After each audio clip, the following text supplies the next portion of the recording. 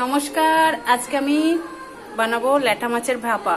তার জন্য লাগবে ল্যাটা মাছ, তার সাথে মশলা, আদা বাটা, রসুন বাটা, পেঁয়াজ বাটা, তেজপাতা বাটা, শুকনো লঙ্কা বাটা আর টমেটো বাটা আর শুকনো জিরের গুঁড়ো, ধনে গুঁড়ো। আর ভাপাটা আমি করবো এই বাটির মধ্যে দিয়ে কড়াইতে হাতে মেখে মশলাটা পুরো ভাপাটা বানাবো।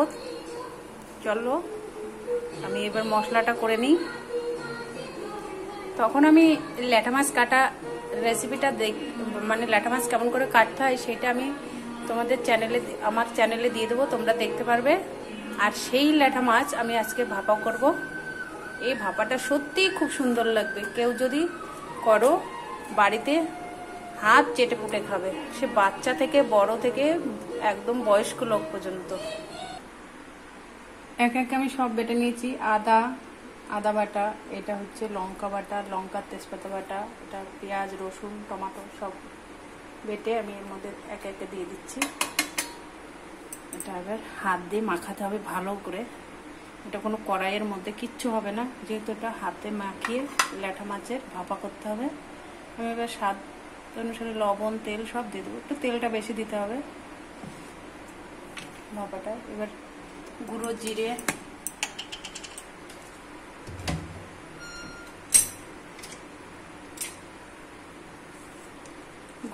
দিয়ে দেবো 1 চামচ মতন। 1 চামচ মতন ধনে গুঁড়ো দিয়ে দেবো। যেহেতু আমি নুন হলুদ মাখিয়ে রেখেছিলাম, তবে একবার হাতে মাখিয়ে মশলাটা মাখিয়ে দেখছি লবণ ঠিকঠাক হয়েছে কিনা, না হলে একটু দিয়ে নেব। কিন্তু হলুদটা দিতে হবে না, বেশি হলুদ দিলে তিতে লাগবে। মশলাটাকে ভালো করে মাছের গায়ের মধ্যে মাখিয়ে দিতে হবে। মাখিয়ে 10 মিনিট রেখে দিলেও হবে। আর কারোর যদি তাড়া থাকে সে সঙ্গে সঙ্গে করে নিলেও হবে। বেশিটা 10 মিনিট মাখিয়ে রাখলে কি হবে, মাছের মধ্যে সমস্ত মশলা ঢুকে মাছটাকে আরো সুন্দর করে দেবে। আর এই রান্নাটা কখনো কেউ খেয়েছো নাকি জানি না, খেয়েছো যদিও খেয়ে থাকো আবার তোমরা বাড়িতে বানিয়ে চেষ্টা করে দেখবে কেমন। তারপর আমাকে জানাবে, কমেন্ট করে অবশ্যই জানাবে যে কেমন লেগেছে এই রান্নাটা। এবার আমি ভাপাতে বসিয়ে দেবো। প্লেটটা ধুয়ে একটুখানি জল দিয়ে দেবো। জল, কাঁচা লঙ্কা আর একটুখানি সর্ষের তেল দিয়ে আমি ভাপাতে বসিয়ে দেবো কৌটার মুখটা আটকে। এবার ঢাকনাটা এঁটে দিলাম। এঁটে দিয়ে আমি কড়াইতে এবার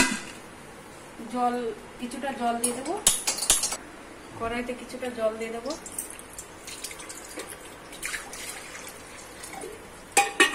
বাকিটা ওর মধ্যে দিয়ে দেবো।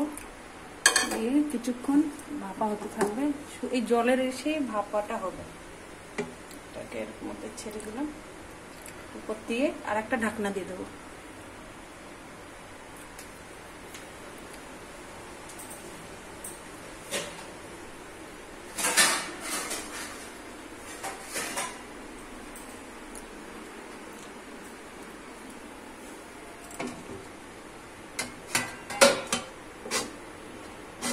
কিছুক্ষণ জালটা আমি জোরে দেবো, যেহেতু জলটা ফুটবে। তারপরে ঢাকনাটা খুলে কিছুক্ষণ আবার দেখে নিয়ে আবার দেখবো মাছগুলো ঠিকঠাক সিদ্ধ হয়েছে কিনা, তখন আবার আস্তে দিয়ে দেবো 10 মিনিট মতো। এবার নামিয়ে নিলাম। দেখো এরকম কালার এসেছে, মাছটাও হয়ে গেছে।